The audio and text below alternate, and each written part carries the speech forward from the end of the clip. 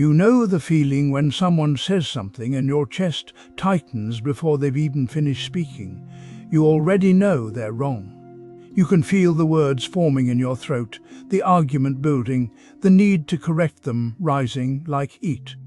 And in that moment, being right feels more important than anything else in the room. You've been here before. In the kitchen, at the dinner table, in the car, in bed before sleep. Someone you care about says something you disagree with, and suddenly there's a distance between you that wasn't there a moment ago. Except you're the one who stepped back. You're the one who chose the argument over the person. It happens so quickly you barely notice. They say something. You feel that familiar pull. And without deciding to, you're already building your case, gathering evidence, preparing to prove them wrong. Your mind moves faster than your heart. And while you're constructing your defense, while you're waiting for them to stop talking so you can begin, you're not really with them anymore. You're alone with your rightness. Watch how it feels in your body, the tension in your jaw, the way your breathing changes, the way you stop listening and start reloading. This is what choosing to be right feels like. It feels like armor.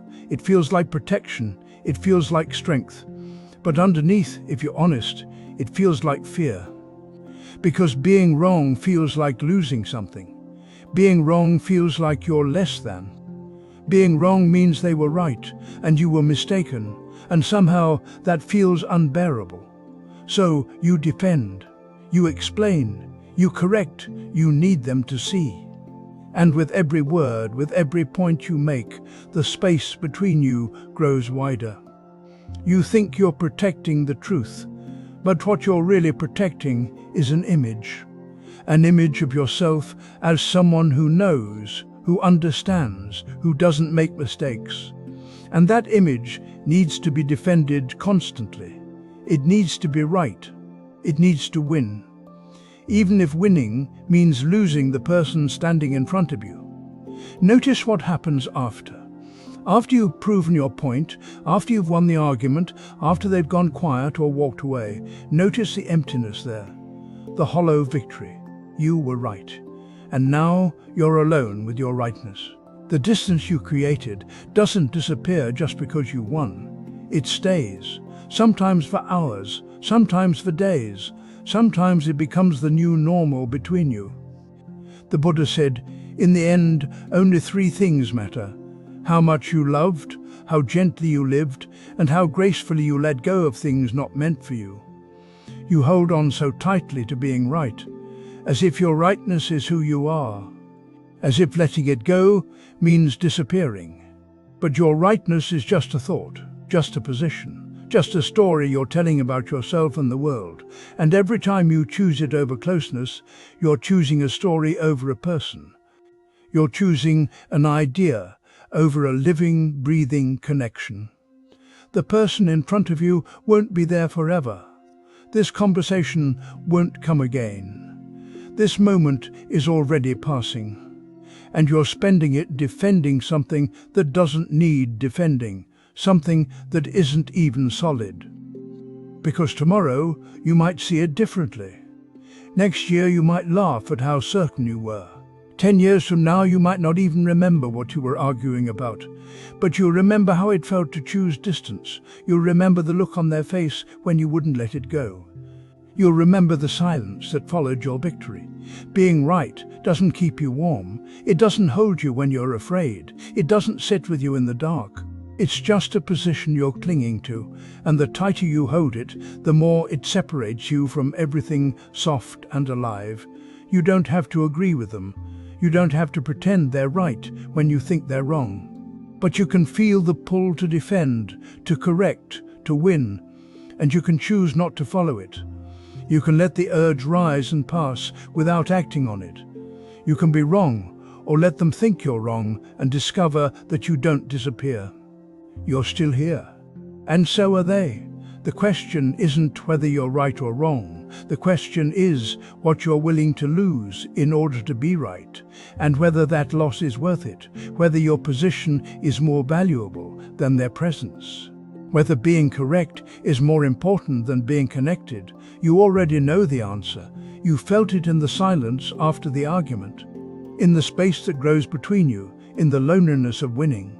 The question is still here, waiting. Not demanding an answer, just asking you to see what you're choosing and what that choice costs you, again and again. You hold the words behind your teeth. You feel them there, waiting, pressing against the inside of your mouth. But you don't speak. You let the moment pass. You nod. You smile. You say something safe instead. And then later, alone, you replay it. What you should have said, what you wanted to say. The silence sits in your chest like a stone. What are you protecting by staying silent? You might say you're protecting the peace. That speaking up would cause conflict, discomfort, a rupture in the room. And maybe that's true, but notice what else you're protecting. You're protecting the version of yourself that doesn't make waves, the one who is easy, agreeable, who doesn't need too much or ask for too much or take up too much space. You're protecting the image of someone who has it together, who doesn't feel what they feel, who can let things go. You're protecting yourself from being seen. Because if you speak, they might disagree. They might pull away. They might think less of you. They might not understand. And then what? Then you'd have to sit with that. The discomfort of being misunderstood. The ache of not being met. The fear that maybe, just maybe, you are too much or not enough or somehow wrong for feeling what you feel. So you stay quiet. You swallow it. You tell yourself it doesn't matter, but it does matter. You know it does. Because the silence doesn't dissolve the feeling. It just buries it. And buried things don't disappear. They hum beneath the surface. They tighten in your jaw. They live in your shoulders. They wake you at 3 a.m. You think silence protects you, but what if it's the silence that's hurting you? Notice how the mind builds the story. It says, if I speak, I will be rejected. If I speak, I will be too much. If I speak, everything will fall apart. The mind treats these thoughts as facts, as certainties, but they are not facts. They are predictions, guesses, fears dressed up as truth. And you organize your whole life around them. You protect the silence because you think it keeps you safe. But safe from what? Safe from the possibility of discomfort, safe from the risk of being truly known, safe from the uncertainty of not controlling how others see you. You are protecting an illusion, the illusion that you can manage their perception, that you can keep everything smooth, that you can avoid pain by avoiding honesty. But the pain is already here. It's in the silence itself. The Buddha said, you yourself, as much as anybody in the entire universe, deserve your compassion and love. What if the silence is not protection at all? What if it's abandonment? You abandon your own voice, your own truth, your own experience. You decide in that moment that what you feel is not worth the risk, that you are not worth the risk. And you do this again and again, in small moments, in quiet ways, until the habit of silence becomes who you think you are. But it's not who you are, it's just what you've been doing. Notice how the silence creates distance, not just between you and them, but between you and yourself. Because when you don't speak, you start to doubt. Did I even have a right to feel that way? Am I overreacting? Maybe it wasn't important. Maybe I'm wrong. The silence becomes a question mark over your own experience. You begin to distrust yourself. And that distrust, that inner division, is its own kind of suffering. You think you're protecting the relationship by staying quiet. But what kind of relationship is it if you can't be honest? If you have to edit yourself, shrink yourself, perform a version of calm you don't actually feel, you're not protecting the relationship, you're protecting a performance. And the cost is your presence, your realness, your aliveness. And still, the silence feels safer. Because it's familiar, because it's what you know, because the unknown, What happens if you speak feels too big, too risky, too uncertain. So you stay in the known discomfort, the quiet ache, the swallowed words. You choose the suffering you recognize over the freedom you don't. But nothing you're protecting is permanent. Not the image, not the peace, not their approval, not even the silence itself. It all shifts, it all changes. The moment passes whether you speak or not. The relationship evolves or it doesn't. They think what they think, and you are still here, still feeling, still carrying what was never said. What are you protecting by staying silent? Maybe nothing that was ever truly yours to protect. Sit with that, not to fix it, not to force yourself to speak next time, just to see it, to notice the pattern, to feel the weight of the words you hold, to recognize that the silence is a choice, and choices create consequences, and consequences live in your body, in your breath, in the space between who you are and who you pretend to be. You don't have to resolve this now. You don't have to know what to do. Just notice. Just see. The silence is there. The protection is there. And so is the cost. You're waiting for them to say something. You know the words. You've imagined them so many times, they become familiar, almost solid. Maybe it's, "I'm sorry." Maybe it's, "I was wrong." Maybe it's, "You matter to me." Whatever the words are, you're waiting. And the waiting has become something you carry everywhere. You think about it when you're alone. You rehearse what you'd say back. You watch their face for signs, listen to their tone for clues. Every conversation becomes a scan, a search. Are they about to say it? Is this the moment? And when they don't, when they talk about something else entirely, something ordinary, you feel it. That small collapse inside, the door closing again, and you wait some more. Notice what this waiting does. It keeps you tethered. Not to them, really, to the idea that something outside of you holds the key to your peace. That relief lives in someone else's mouth, that you can't be okay until they speak. So you watch them. You measure their words. You give weight to their silence. And all the while, you're not really here. You're in the future, in the moment when they finally say it. Or you're in the past, in the moment when they should have said it. But you're not here. You're suspended, waiting.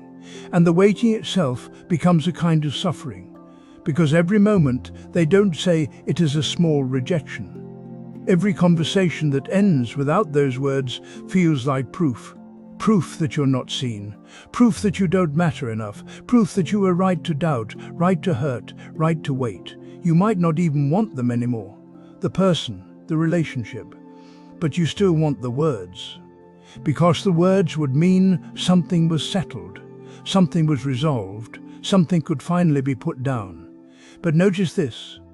The words you're waiting for, you've already given them so much power. You've decided what they mean. You've decided what they would fix. You've made them into a kind of salvation. And because of that, you've made yourself dependent, not on them, but on your own story about what those words would do. What if they said them tomorrow? Would it be enough? Would you believe them? Or would you search their face for sincerity, listen for hesitation, wonder if they meant it or if they're just saying it to end the tension? Maybe you'd feel relief for a moment. And then the mind would move. It would ask, why did it take so long? Why did I have to suffer first? Why couldn't they have seen it before? The mind always moves.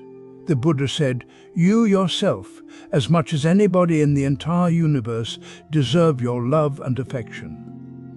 And yet here you are, waiting for someone else to give you what you already withhold from yourself. You're waiting for them to see you, but you're not seeing you. You're waiting for them to acknowledge your pain, but you're not acknowledging it. You're waiting for them to say you were right, you were hurt, you mattered. But you don't believe it yourself, not yet, not without their words. So the waiting continues, and it becomes a kind of prison. Because as long as you're waiting, you're not free. You're bound to them, bound to their voice, bound to the hope that they'll finally give you permission to feel okay. But they can't give you that. No one can. Because the relief you're searching for doesn't live in their words. It lives in the moment you stop needing them to say it. That's not about forgiveness. It's not about letting them off the hook. It's about seeing that the hook is in you, and you're the one holding the line taut. You think you're waiting for them, but really you're waiting for yourself. Waiting to be ready to let go. Waiting to stop needing the story to be finished. Waiting to see that you've been enough all along, even without their acknowledgement. The words might never come. They might come too late. They might come and feel empty. And all the while, you're here, living, breathing, carrying this weight, making this person's silence mean something about your worth. But what if their silence means nothing about you? What if it only means something about them, about their own fear, their own blindness, their own limitations? You can't make them see, you can't make them speak. You can only see what you're doing while you wait. How you've put your peace in someone else's hands, how you've made their words the condition for your freedom. And maybe, just maybe, you can notice that you're still here, still breathing, still aware, even without the words, even in the waiting, even now. The question isn't whether they'll ever say it. The question is whether you can be here without it. You've been rehearsing again, haven't you? That conversation you need to have. The explanation you might be asked to give. The moment when someone questions you, challenges you, sees through you. You've been playing it out in your mind over and over, trying on different words, different tones, different versions of yourself. And maybe you tell yourself, this is preparation. This is being ready. This is being smart. But notice what's actually happening. You're not preparing for something real. You're preparing for something imagined. You're rehearsing for a play that hasn't been written yet, with actors who haven't learned their lines, on a stage that doesn't exist. What you're really doing is trying to control the uncontrollable. You're trying to nail down the future before it arrives. And underneath all that rehearsing, all that mental repetition, there's fear. Fear of what might actually happen when the moment comes. Because the real moment won't follow your script. The other person won't say what you've imagined they'll say. Their face won't wear the expression you've prepared for. The feeling in your chest won't match the feeling you've been practicing with. And you'll find yourself standing there, all those rehearsals suddenly useless, facing something alive and unpredictable. But you keep rehearsing anyway. You run through it again before you fall asleep. You run through it in the shower. You run through it while you're supposed to be doing something else. And each time you rehearse, you're not getting more prepared, you're getting more afraid. Because every rehearsal is an admission. An admission that you don't trust yourself to simply be there when the moment comes. An admission that you don't trust life to unfold without your constant management. An admission that you're afraid of what might slip out, what might be revealed, what might happen if you're just yourself, unrehearsed. Watch how the rehearsing creates its own suffering. You're living the difficult conversation before it happens. You're feeling the tension, the defensiveness, the hurt, the misunderstanding, all in your mind, all alone, all for something that isn't even real yet. You're suffering now for a future that may never arrive. And even if the moment does come, even if you face what you've been rehearsing for, it won't be like you imagined. It never is. Life doesn't repeat your mental scripts. People surprise you. Situations shift. What you thought would matter doesn't. What you didn't prepare for becomes everything. So all that rehearsing, all that careful preparation, all those hours spent trying to control the uncontrollable, they just dissolve. And you're left exactly where you would have been without them, except more tired, more anxious, more disconnected from what's actually happening. The Buddha said, "Do not dwell in the past, do not dream of the future, concentrate the mind on the present moment." But you're dwelling in a future that doesn't exist. You're having conversations with phantoms. You're defending yourself against accusations that haven't been made. You're explaining yourself to people who aren't listening because they're not even there. And the more you rehearse, the less present you become. The less available you are for what's actually happening right now. This moment, this breath, this actual life you're living while you're busy preparing for an imaginary one. Notice how exhausting it is. This constant rehearsing, this endless preparation. Your mind running the same loops, trying to find the perfect words, the perfect tone, the perfect version of you that won't be hurt, won't be misunderstood, won't be rejected. But there is no perfect version.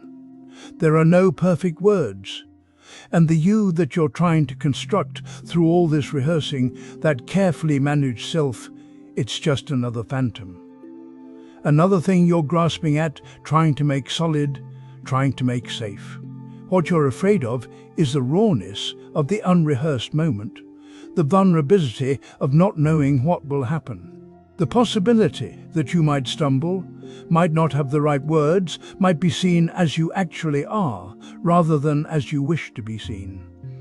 You're afraid of what might actually happen because what actually happens is always uncertain, always unscripted, always beyond your control.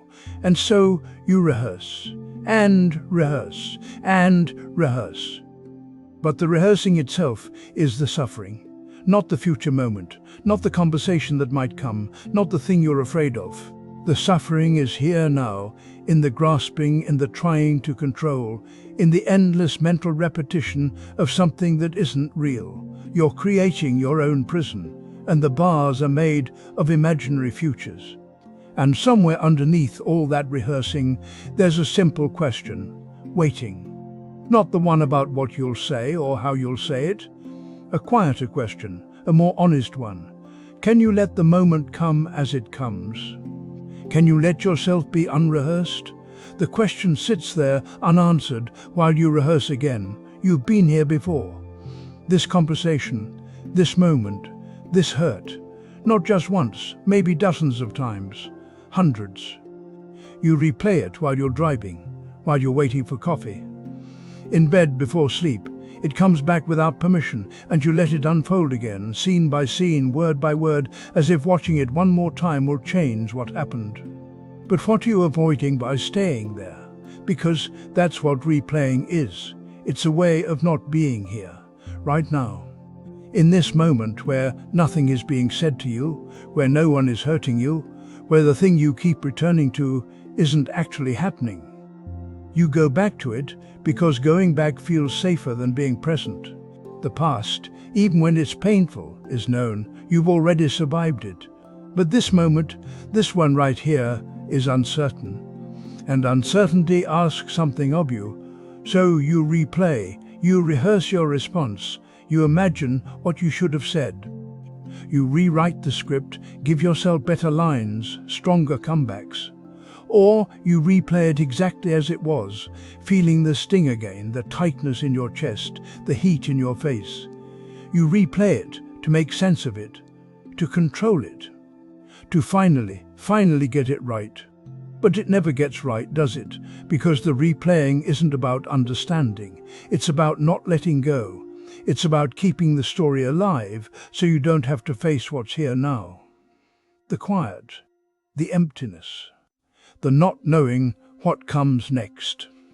The version of yourself that exists without that story to hold on to. What are you avoiding by replaying this instead of living it?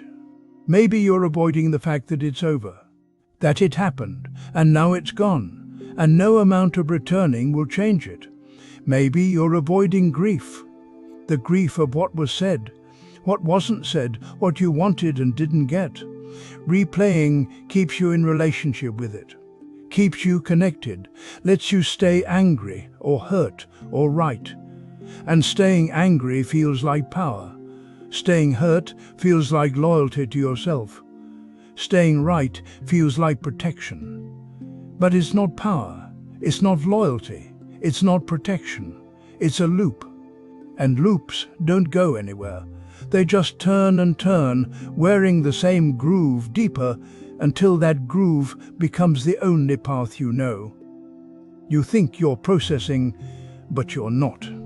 You're avoiding. You're choosing the familiar ache over the unfamiliar openness of letting it dissolve. Because if you stopped replaying, what would be left? You, here, now, without the narrative, without the rehearsal, without the proof that you were wronged or misunderstood or justified. Just you, in a moment that doesn't need anything from you. That isn't asking you to defend yourself or rewrite history or prepare for the next blow. A moment that simply is. And that's terrifying, because if you're not replaying, if you're not holding on to what happened, then who are you? What do you do with your hands, with your mind? What fills the space? The Buddha said, you only lose what you cling to, and you're clinging, not to the memory itself, but to what the memory gives you. A sense of self, a story that explains your pain, a reason to stay guarded, a way to avoid the tenderness of being here, undepended, without a script. But the replaying doesn't protect you. It keeps you in the past while life continues without you. It keeps you in the story while the present moment, this one, the only one that's real, passes by unnoticed. You think you're staying safe, but you're just staying stuck. And the thing you keep replaying is not even the same anymore. Every time you return to it, you change it a little. You add emphasis, you subtract context, you sharpen the edges or soften them, depending on what you need that day. It's not the truth. It's a story you've told so many times it feels true. But it's not happening now. Right now, you're here, reading this, breathing. The thing you keep replaying is nowhere. It's not in this room. It's not in your body. It only exists because you keep bringing it back.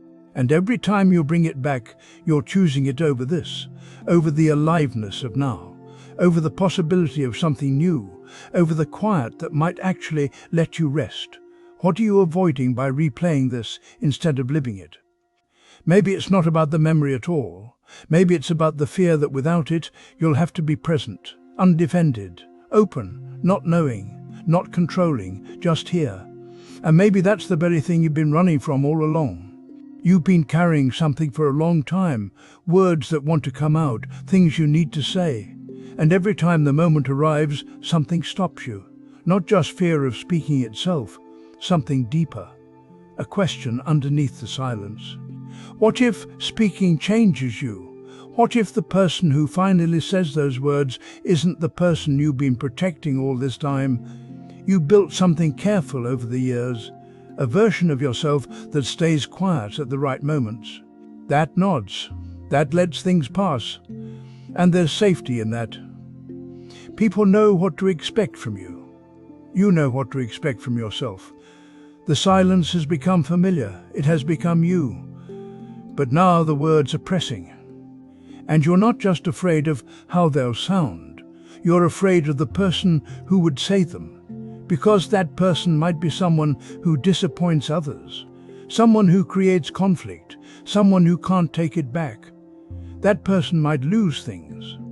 And so you stay quiet, not because you have nothing to say, but because speaking feels like stepping off a cliff into a version of yourself you can't control. You imagine it sometimes, opening your mouth and letting the truth out. And in that imagination, you see the faces change. You see the distance that might come. You see yourself becoming someone who is harder to love, someone who is too much, someone who ruins the peace. And maybe that's happened before.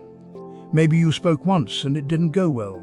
Maybe you were too loud or too raw or too honest, and you saw what it cost. So you learned. You learned that silence is safer, that the you who doesn't speak is easier to live with. But here's what's happening underneath. You're not protecting yourself from speaking. You're protecting an idea, an identity you've been holding together. The person who doesn't make waves, the person who keeps things smooth. And every time you stay quiet, you're feeding that identity. You're saying, this is who I am. This is who I have to stay. But that identity isn't solid. It never was. It's something you're creating moment by moment with every silence, with every swallowed word. And the fear isn't really about speaking. The fear is that if you speak, the whole thing might fall apart. The story you've been telling about who you are might not hold, and then who would you be? The Buddha said, you yourself, as much as anybody in the entire universe, deserve your own love and affection. But you've been giving your love to a version of yourself that stays small, that stays quiet, that doesn't disturb. You're afraid that if you speak, you'll become someone unworthy of that love. But look closely at what's actually here. Not the story, not the identity, just this moment, just this tightness in your chest. Just this fear that feels so real, so permanent. It's not permanent. It comes and goes. It rises when you think about speaking. It fades when you're distracted. It's not who you are. It's just something passing through. And the identity you're protecting, the one that feels so solid, so essential, that's passing through too. You think speaking will change you. And maybe it will. But you're already changing.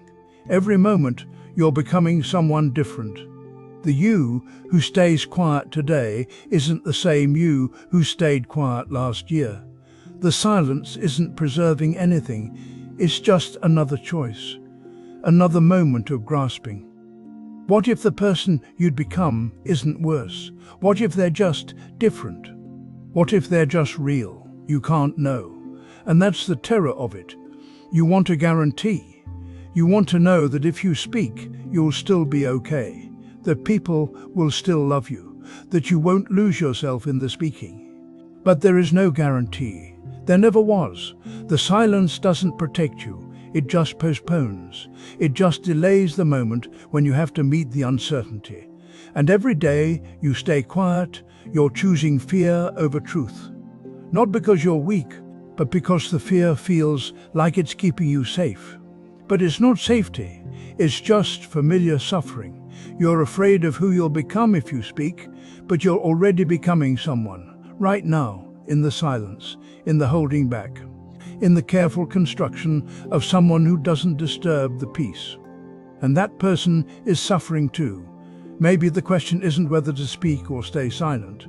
Maybe the question is whether you can see the grasping itself, the way you're clinging to an idea of who you should be, the way you're resisting what wants to come through. You don't have to speak, and you don't have to stay silent, but you can see that both are just movements, just moments. Just the constant, restless attempt to control what can't be controlled. Who you are isn't fixed, it never was. And the fear of becoming someone else is just the fear of what's already happening. You want them to know what this feels like. Not just to hear it, not just to nod. You want them to feel it, the weight of it, the way it sits in your chest at 3 a.m, the way it colors everything. You want them to carry it for a moment, the way you've been carrying it. There's something almost urgent about it, isn't there? This need for them to understand. You tell the story again, you choose your words carefully, you watch their face. And when they respond too quickly or with something that feels light, something that doesn't match the gravity of what you're holding, you feel it, that small collapse. They didn't get it, they didn't feel it. So you try again, you add more detail. You explain what it was really like. You wait for that look in their eyes, that moment when you can see they've touched it even briefly. And maybe they do. Maybe they soften. Maybe they say something that shows they understand. And for a moment you feel less alone. But watch what happens next. Because the relief doesn't last, does it? Soon enough, the pain is still there, and they've gone back to their life. And you're here again, with this ache and this question forming quietly beneath everything else. Why wasn't it enough? Why do you need to tell someone else? Why do you need them to feel it too? You're not doing anything wrong. This isn't about blame. But there's something happening here, something worth seeing. You're asking them to validate that the pain is real, that it matters, that it's big enough, heavy enough, legitimate enough. Because somewhere, quietly, you're not sure. You're not sure if what you're feeling is justified, if it's enough, if you're allowed to be this affected by it. So you need their reaction. You need them to wince, to pause, to let their face change. You need proof, reflected back to you, that this is real. And beneath that, there's something else, a hope, that if they feel it, if they really understand, then maybe you won't have to carry it alone. Maybe they'll take some of it. Maybe the weight will distribute. Maybe their understanding will somehow make it lighter. But it doesn't work that way. They can feel something, they can imagine, they can care. But they cannot feel your pain. They cannot carry it for you. And asking them to creates a kind of suffering all its own, because you're reaching for something that cannot be given. The pain is yours, not as a punishment, not as a failing, just as a fact. It's happening in your body, in your mind, in this moment. And no matter how perfectly you describe it, no matter how deeply they listen, it remains yours. The Buddha said, "You yourself must strive." The Buddhas only point the way. There's a loneliness in that, but also a strange kind of freedom, because when you need them to feel it, you're waiting, you're suspended. You're not fully with the pain itself, you're with the story of the pain, the explanation of it, the presentation of it. You're performing your suffering, even if you don't mean to. And in that performance, you're split. Part of you is feeling it. Part of you is watching to see if they're feeling it. And the pain continues.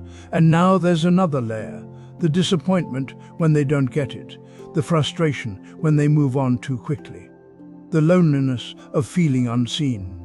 You're creating more suffering by needing them to witness it in a particular way. What if you didn't need them to feel it? Not because you should be stronger, not because you should handle it alone, but because the pain is already here. It's already real. Their feeling it or not feeling it doesn't change what's true. You can tell them, you can share, you can let them sit with you. But you don't need their pain to validate yours.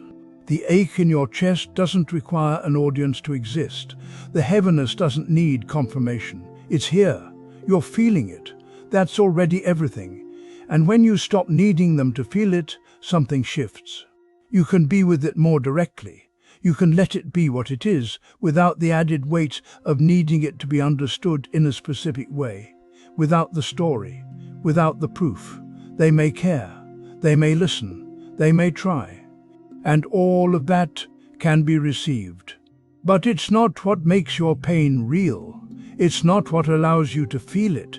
It's not what will carry you through it. Only you can be with this. Only you can feel what's here. And maybe that's the thing you've been avoiding all along, not the pain itself, but the fact that it's yours, that no one else can touch it, that you're alone with it in a way that cannot be fixed by understanding or validation or perfect words. The pain is here, it's real, it's enough, and you are the only one who can meet it. You felt it, haven't you? That heat that rises when someone crosses a line, that sharpness in your chest when you're dismissed or misunderstood. It comes so quickly, and in that moment it feels necessary. It feels like the only response that makes sense. You call it anger, and maybe it is.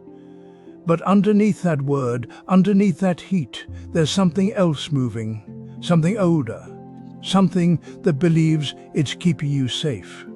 Notice how the anger arrives with the story. Someone hurt you. Someone took something from you. Someone didn't see you the way you needed to be seen. And the anger says, this is wrong. This shouldn't have happened, and you shouldn't let it happen again. The anger feels like strength. It feels like you're standing up for yourself. It feels like you're drawing a line, protecting something precious. And maybe you are. But look closer. What is it exactly that you're protecting? Is it your body, your space, or is it something more fragile than that? Is it the image you have of yourself, the story of who you should be? The belief that you deserve to be treated a certain way, spoken to a certain way, seen a certain way? The anger rises to defend that, to guard it, to keep the world from touching it. But here's what happens. The anger doesn't just protect. It also isolates. It builds a wall. And behind that wall, you're alone with the very thing you're trying to defend. The fragile sense of self, the fear that you're not enough, the quiet terror that if you let your guard down, you'll be hurt again. So, the anger stays. It becomes a habit, a reflex. Someone says something, and before you've even finished hearing it, the heat is already there. The defense is already up, you're already braced, and you start to believe that without it, you'd be vulnerable, exposed, that the anger is what keeps you intact. But watch what the anger does.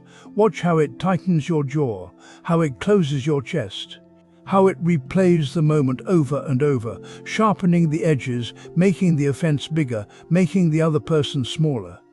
Watch how it keeps you in the story long after the moment has passed. The anger says it's protecting you, but what it's actually doing is keeping the wound open, keeping you pressed against the very thing that hurt you, keeping you locked in a battle that never ends, because the anger can't let go. To let go would mean to stop defending. And to stop defending would mean to admit that the thing you're protecting is already impermanent, already changing, already not as solid as you thought it was. The Buddha said, holding on to anger is like grasping a hot coal with the intent of throwing it at someone else. You are the one who gets burned. You feel the burn, don't you? Not just in the moment, but in the hours after. In the way your body stays tight, in the way your mind keeps circling back, in the way you rehearse what you should have said, what you'll say next time, how you'll make sure it never happens again. The anger promises protection, but what it delivers is exhaustion, and still you hold on to it, because letting go feels dangerous. It feels like surrender. It feels like you're saying it was okay what happened, that you don't matter, that you'll just let people walk all over you. But letting go isn't surrender. It's not agreement. It's not weakness.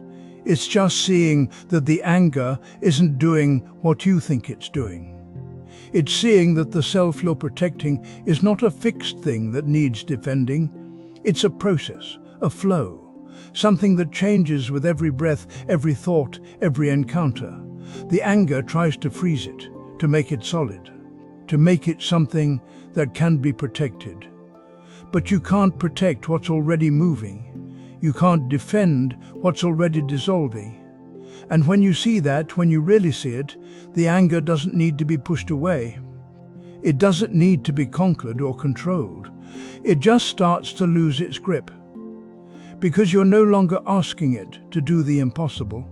You're no longer asking it to keep you safe from impermanence, from change, from the truth that you are not the solid, separate self you've been defending all this time. The anger will still come. It's part of being human. But maybe now, when it rises, you'll notice the difference between the heat and the story, between the sensation and the defense, between the momentary flash and the long, exhausting grip. Maybe you'll feel it arrive and recognize it for what it is, not protection, just fear, wearing armor. And maybe, just for a moment, you won't need to do anything with it. You'll just see it. And in that seeing, something softens. Not because you've decided to be soft, but because you stopped asking the anger to be something it can't be. You stopped confusing the fire with the walls. You feel it the moment conflict arrives, that tightening in your chest, that sudden urgency to leave the room, to check your phone, to say something clever that deflects, to apologize even when you don't know what you're apologizing for. There's this immediate need to make it stop, to make it go away, to return to something that feels safer. But what is it you're actually trying to escape? It's not really the other person's anger, is it? Not their disappointment or their raised voice. It's something closer, something right here in your own body. It's the feeling itself, the discomfort of not knowing what comes next, the vulnerability of being seen as wrong or difficult or not enough. The unbearable sensation of standing in a moment where you cannot control what another person thinks of you. You want to escape the feeling of being exposed. When conflict arrives, you're suddenly visible in a way you didn't choose. Your flaws are on display. Your mistakes are being named. Your version of events is being questioned.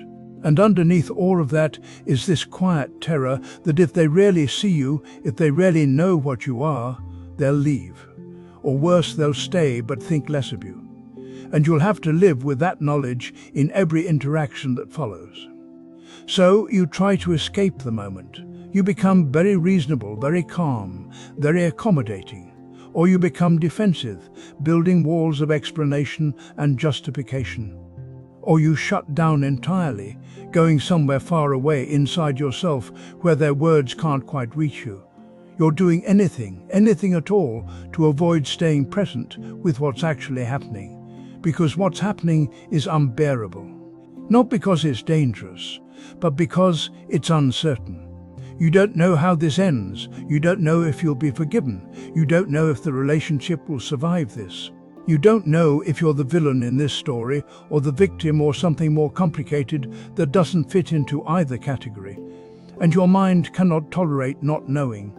It needs to resolve this immediately. It needs to fix this, control this, make this into something manageable, but you can't. And that's what you're really trying to escape. The truth that you cannot control how this unfolds. You're trying to escape your own powerlessness. Watch what happens in your body when conflict arrives. Notice how quickly you move, how automatically you reach for your strategies. The explaining, the defending, the appeasing, the withdrawing. These aren't choices you're making. They're patterns running themselves, trying to protect you from something they believe is dangerous. But what if the danger isn't real? What if the feeling of conflict, however uncomfortable, isn't actually threatening your survival? What if you could stay just for a moment, with the shakiness, the heat, the tightness in your throat, without needing to make it go away? You're not trying to escape conflict. You're trying to escape impermanence. You're trying to escape the reality that everything is always changing, always unstable, always beyond your control. The relationship you had 5 minutes ago, before the conflict began, is gone. You can't get back to it. And the relationship that exists right now, in this moment of tension, won't last either. It's already becoming something else. But you want to freeze it. You want to return to the version of reality where you were safe, where you were good, where everything was okay. Or you want to fast forward to the resolution, to the moment when this is over and you can breathe again. You cannot be here now with things as they are. The Buddha said, you only lose what you cling to. You're clinging to an image of yourself, the good person, the reasonable one, the one who doesn't cause problems. And when conflict arrives, that image is threatened.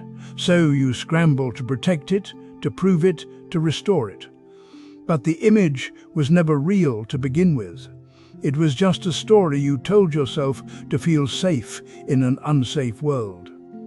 What you're desperate to escape is the collapse of that story. And maybe that's what needs to be seen. Not fixed, not resolved, just seen. That you've been carrying this image of who you need to be, and it's exhausting, and conflict threatens to reveal that you were never that person at all, that you're just someone trying to survive, just like everyone else, flawed and uncertain and doing your best with what you know. The desperation isn't wrong. The urge to escape isn't a failure. It's just what happens when you believe you need to be something other than what you are. And right now, in this moment, you are someone sitting with a question, someone feeling the echo of 100 conflicts, someone noticing, maybe for the first time, that the escape itself is the suffering, not the conflict, the escape. You believe you ruin everything you touch, not sometimes, not in certain situations, everything. The word sits heavy in your chest, doesn't it? Everything. As if there's something fundamentally wrong with you, something broken at the core that spreads outward like a stain. You can see the evidence, the relationship that ended, the project that fell apart, the friendship that grew distant, the opportunity you didn't take, or the one you took and watched crumble. Each one feels like proof. Each one confirms what you already suspected about yourself. And so you carry this belief with you. It colors how you enter a room, how you speak, how you hold back just a little, because why invest fully in something you're going to destroy anyway? You can feel yourself doing it even now, can't you? The slight withdrawal, the quiet certainty that this too will become another piece of evidence. But look at what's happening. You're not actually ruining things in this moment. Right now, nothing is falling apart. Right now, you're simply sitting with a thought that says, I ruin everything. And that thought feels so real, so solid, that you mistake it for truth. The mind does this. It takes one moment, one ending, one mistake, and builds a story. Then it takes another moment and adds it to the story, and another, until the story becomes you, until you can't tell the difference between what happened and who you are. But what actually happened? A relationship ended. That's what happened. Not because you're fundamentally broken, but because relationships are impermanent. They change, they end, sometimes quietly, sometimes loudly, but always, always, they transform into something else. You didn't make impermanence happen. Impermanence is already happening, to everything, to everyone. The project fell apart, yes, but projects fall apart. Ideas shift, circumstances change, energy moves. You were part of it, certainly, but you weren't the author of its ending. You were one thread in a web of causes and conditions, all of them flowing, none of them fixed. Yet the mind wants someone to blame, and the closest target is you. So it builds this identity, the one who ruins things, the destroyer. The person who should be more careful, more capable, more different than you are. Do you see how exhausting this is? How much energy it takes to carry this belief everywhere? To scan every situation for signs of your own destructive nature. To brace yourself against the inevitable moment when you prove yourself right again? The Buddha said, you yourself, as much as anybody in the entire universe, deserve your compassion. Not because you're special, not because you need to be fixed, but because you're already here, already struggling, already convinced of your own guilt. What if the ruining isn't real? What if it's just the mind's way of trying to control the uncontrollable? If you believe you ruin everything, then at least you have a reason for why things end. At least you have an explanation. At least the chaos makes sense. But things end without your permission, without your involvement, without your touch. They end because ending is woven into beginning, because form is impermanent, because nothing stays. You didn't ruin your childhood, it ended. You didn't ruin your youth, it passed. You didn't ruin the person you were 5 years ago. They changed. Everything you've ever touched has already been in the process of dissolving. You just happen to be there, witnessing it, feeling it, and then taking responsibility for what was never yours to control. And still, the belief persists, because the mind is very convincing. It shows you the evidence. It reminds you of your mistakes. It whispers, see what you did.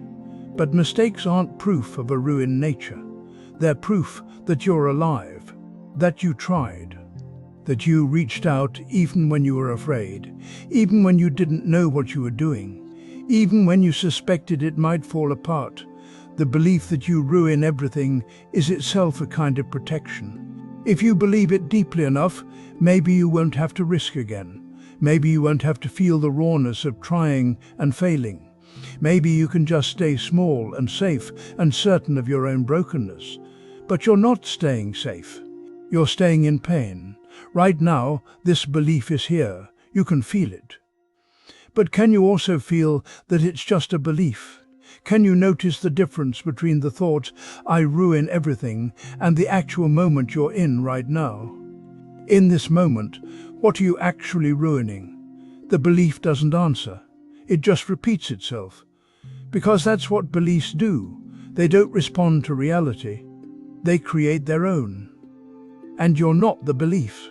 You're the space in which the belief appears, the awareness that notices it, the quiet presence that's been here all along, watching the story unfold, watching yourself believe it, watching the suffering it creates. You're here. The belief is here. And nothing, right now, is being ruined. Just this.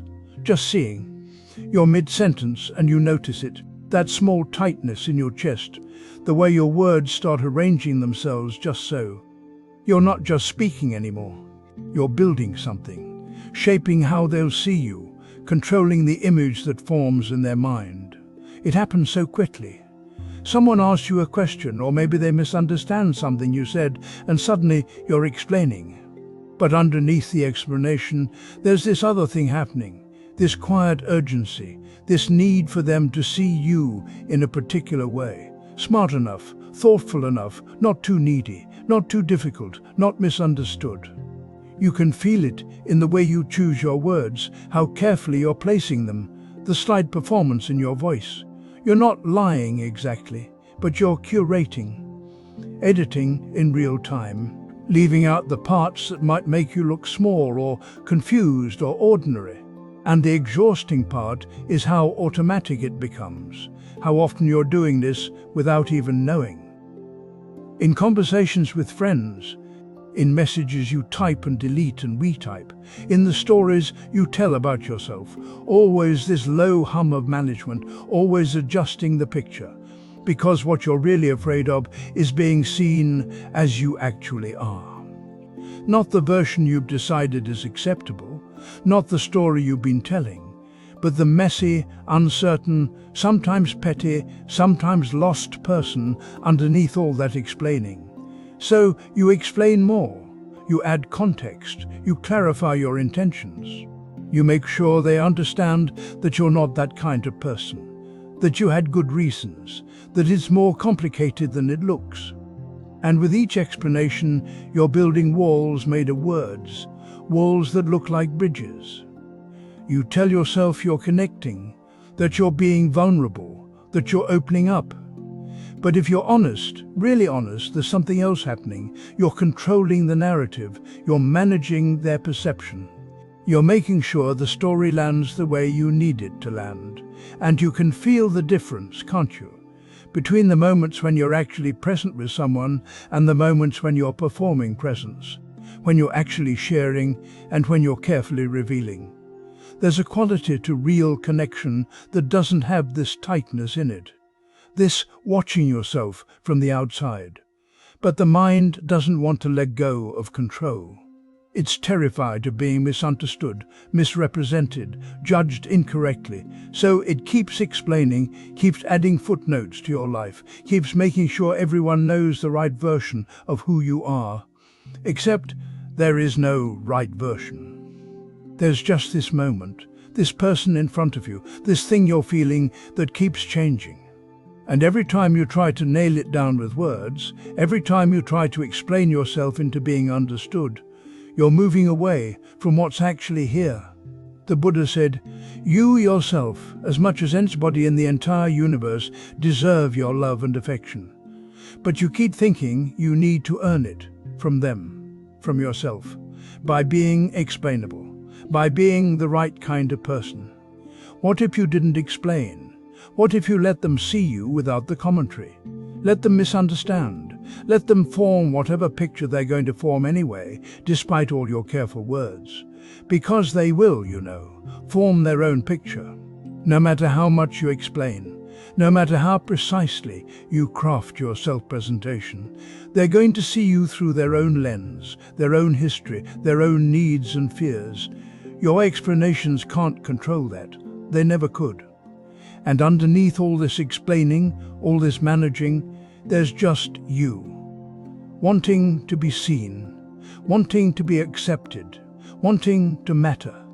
And that wanting is so human, so ordinary, so shared by everyone who's ever tried to make themselves understood. But the wanting itself becomes the problem.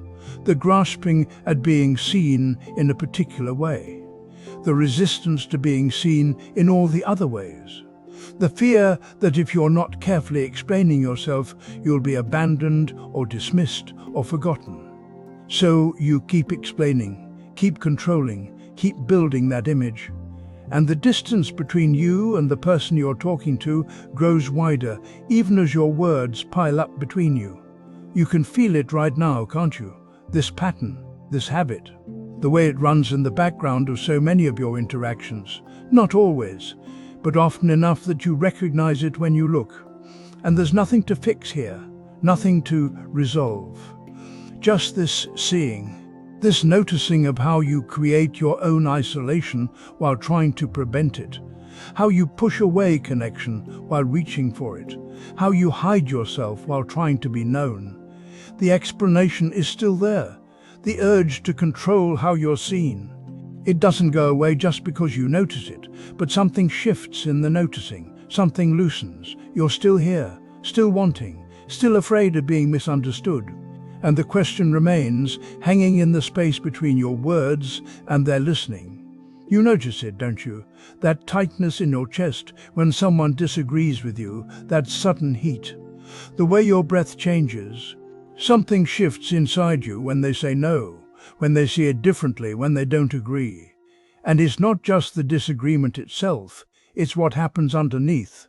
Something breaks. Something cracks open that you didn't know was so fragile. Maybe it's the image you were holding of yourself, the one where you're reasonable, where you're right, where you see things clearly. When they disagree, that image trembles.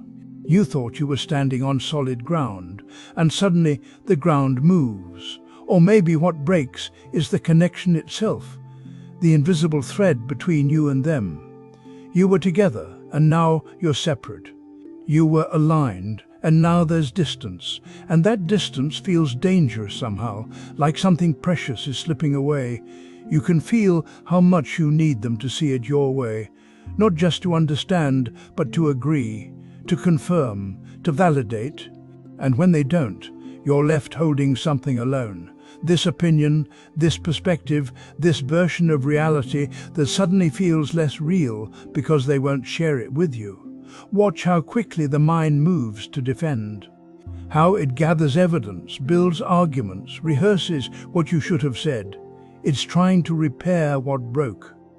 Trying to rebuild that image, restore that connection, prove that you're still standing on solid ground. But underneath all that defending, there's something softer breaking. Something that believed if you were just smart enough, clear enough, right enough, they would have to agree. And when they don't, it exposes how little control you actually have. How separate you actually are. How alone you've always been with your thoughts. You wanted them to be a mirror, to reflect back to you that you're okay, that you're right, that your way of seeing is valid. And when they show you a different reflection, something in you panics. Because if they can see it so differently, maybe you're not as clear as you thought. Maybe you're not as certain. Maybe the ground was never solid to begin with. The Buddha said, you only lose what you cling to. And you are clinging, aren't you? To being right, to being understood, to being agreed with. To that feeling of alignment, of harmony, of not being alone in your perspective. You're holding so tightly to how it should be that the disagreement becomes unbearable. What breaks is the illusion that your peace depends on their agreement, that your worth depends on their validation, that your reality depends on their confirmation. You can feel it in your body, the way you tense up, the way you lean forward, the way you can't quite let it go even hours later. You replay the conversation. You refine your arguments. You imagine what you'll say next time. All of this effort to repair what broke, to restore what was lost. But was it ever really there? This perfect understanding you thought you had? This complete alignment?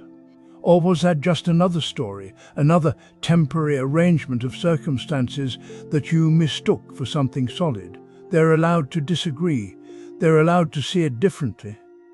They're allowed to stand in a completely different place and look at the same thing and see something else entirely. And their disagreement doesn't actually break anything real. It just reveals what was already broken, what was always fragile, what was never as solid as you needed it to be. The suffering isn't in the disagreement. It's in how tightly you're holding on to needing them not to disagree. It's in the story that says their agreement proves something about you. It's in the belief that connection means sameness, that love means alignment, that peace means everyone seeing what you see. And underneath all of that, there's just this moment, this person who sees it differently. This feeling of separation that you're making means so much. This breaking that's actually just the natural movement of two people being two people, two minds being two minds, two worlds, briefly touching and then moving apart again. Nothing is actually breaking. Things are just being what they always were, impermanent, separate, uncertain. And you're just seeing it more clearly now in this moment of disagreement, when the illusion of perfect understanding falls away and you're left with what's actually here. Two people, two perspectives, and all this suffering you're creating in the space between them. Can you feel it? How much energy you're using to hold it all together? How exhausting it is to need them to agree? How heavy it is to carry this breaking, this disappointment, this proof that things aren't as you needed them to be. And here you are, still breathing, still here, even with the disagreement, even with the breaking, even with them seeing it their way and you seeing it yours, still here.